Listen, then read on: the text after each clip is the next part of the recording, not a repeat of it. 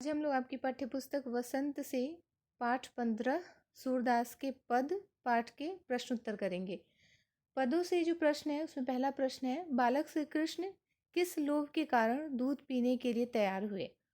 उत्तर आप लिखेंगे, माता यशोदा ने श्री कृष्ण को बताया कि दूध पीने से उनकी चोटी बलराम भैया की तरह लंबी हो जाएगी।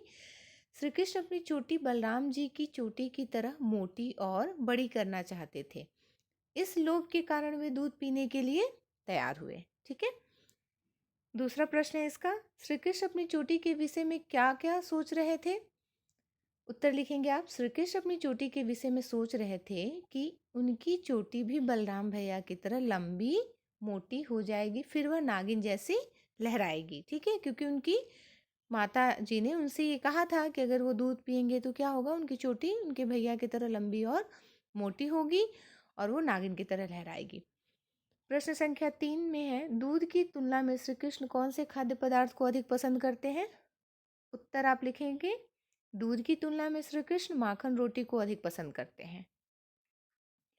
प्रश्न 4, तैही पूत अनोखी जायो पंक्तियों में ग्वालन के मन में कौन से भाव मुखरित हो रहे हैं?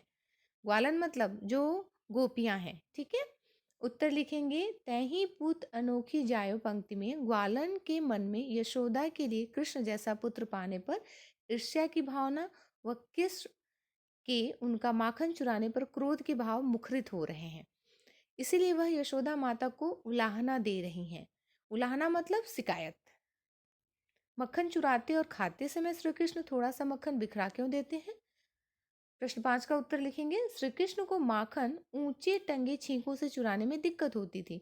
क्यों दिक्कत होती थी? क्योंकि वो छोटे थे ना, और वो ओखल पे चढ़ के चुराते थे, इसीलिए माखन गिर जाता था। तथा चुराते समय वे आधा माखन खुद खाते हैं व आधा अपने सखाओं को खिलाते हैं, जिसके कारण माखन जगह जगह जमीन पर गिर जाता है। जब वो एक तो छोटे होते हैं, जब ऊंचाई पे माखन छींक पे रखा हुआ है, वो ओखल पे चढ़ के उसको उतारते हैं, हाथ से निकाल रहे हैं तो माखन हाथ से गिरता है, खुद खा रहे हैं फिर अपने दोस्तों को खिला रहे हैं, उसमें वो गिर जाता है। प्रश्न संख्या 6 है, दोनों पदों में से आपको कौन सा पद अधिक अच्छा लगा और क्यों? उत्तर लिखेंगे, कविता के दोनों पदों में हमें पहला पद अधिक अच्छा लगा क्योंकि इसमें वात्सल्य रस का अच्छा प्रयोग हुआ है। इसमें बालक कृष्ण की बाल सुलभ चेष्टाओं का मनोहारी चित्रण हुआ है। बाल सुलभ मतलब जो बच्चों की स्वाभाविक आदतें होती हैं उसका वर्णन। आगे हम आएंगे भाषा की बात। भाषा की बात से यहाँ पे कुछ प्रश्न है, उसको देखते हैं। पहला प्रश्न है, श्री कृष्ण गोपियों का माखन चुरा चुरा कर खाते थे, इसलिए उन्हें माखन चुराने वाला भी कहा गया है। इसके लिए एक शब्द दीजिए। किसके लिए आपको एक शब्द देना है? आपको एक शब्द देना है, माखन चुराने वाले के लिए आपको एक शब्द देना है। ठीक है। माखन चुराने वाले के लिए एक शब्द क्या होगा? माखन चोर। अगला प्रश्न है, श्री कृष्ण के लिए 5 पर्यायवाची शब्द लिखिए। इसका उत्तर आप इस प्रकार लिखेंगे, श्री कृष्ण के लिए 5 पर्यायवाची शब्द निम्नलिखित हैं, माधव, नंदलला, पीताम्बर, यशोदा पुत्र, गोवर्धनधारी। तीसरा प्रश्न है, कुछ शब्द परस्पर मिलते जुलते अर्थ वाले होते हैं, उन्हें पर्यायवाची कहते हैं, और कुछ विपरीत अर्थ वाले भी। समानार्थी शब्द पर्यायवाची कहे जाते हैं और विपरीतार्थक शब्द विलोम। पाठ में से दोनों प्रकार के शब्दों को खोजकर लिखिए। उत्तर में मैंने यहाँ पे कुछ शब्द चुन करके लिखे हैं, इनके अलावा भी अगर आपको कोई शब्द मिल रहे हैं तो आप उसको लिख सकते हैं। सबसे पहले हम मिलते जुलते वाले शब्द लिखेंगे। मिलते जुलते यानी पर्यायवाची। काढ़त और गुहत एक दूसरे के क्या है? पर्यायवाची है। चोटी और बेनी एक दूसरे के क्या है? पर्यायवाची है। विलोम अर्थ देने वाले शब्द कहाँ है? लंबी व छोटी, हानि का लाभ, बढ़ेगी का घटेगी, तेरो का मेरो। ठीक है। अगला प्रश्न आता है अनुमान और कल से। प्रश्न संख्या है, दूसरे पद को पढ़कर बताइए कि आपके अनुसार उस समय श्री कृष्ण की उम्र क्या रही होगी। उत्तर है, दूसरे पद को पढ़कर लगता है कि उस कृष्ण की उम्र 4 से 7 साल रही होगी। तभी उनके छोटे छोटे हाथों से सावधानी बरतने पर भी माखन क्या होता है? बिखर जाता है। ठीक है।